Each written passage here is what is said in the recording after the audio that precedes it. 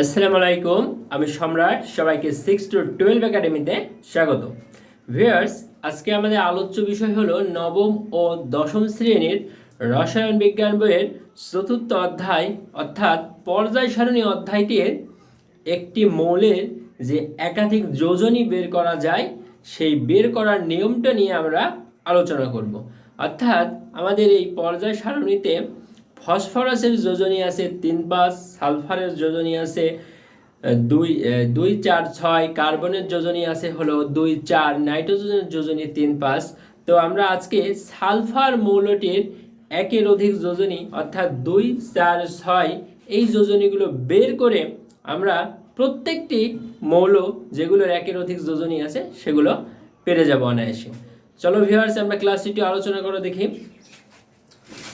পর্যায় সারণী, আমাদের এই পর্যায় সারণীতে পি ব্লকের উপকক্ষপথ আছে হলো 3টি। এগুলো হলো পিএক্স, পিওয়াই ও পিজেড। আবার ডি ব্লকের উপকক্ষপথ আছে 5টি, অর্থাৎ d x y, d y z, d z x, d x whole square থেকে y whole square, d z whole square.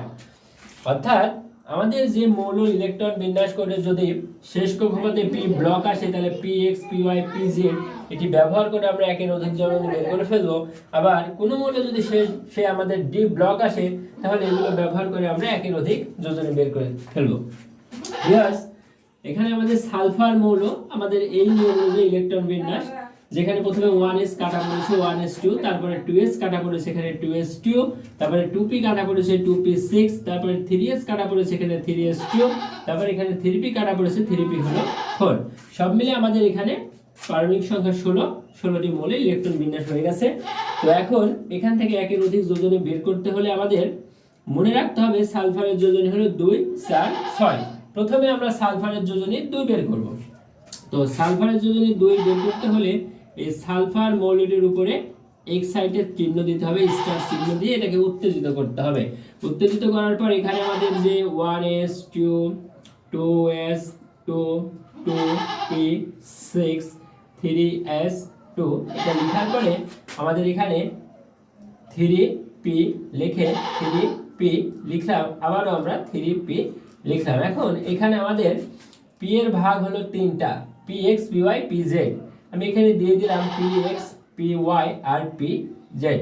তো এখানে আমার p এর উপরে আছে 4টি মৌল, প্রথমটার উপরে দিলাম 2টা, আর এখানে দিলাম একটা, এখানে দিলাম একটা। আমার মনে রাখতে হবে সালফারের প্রথম যোজনী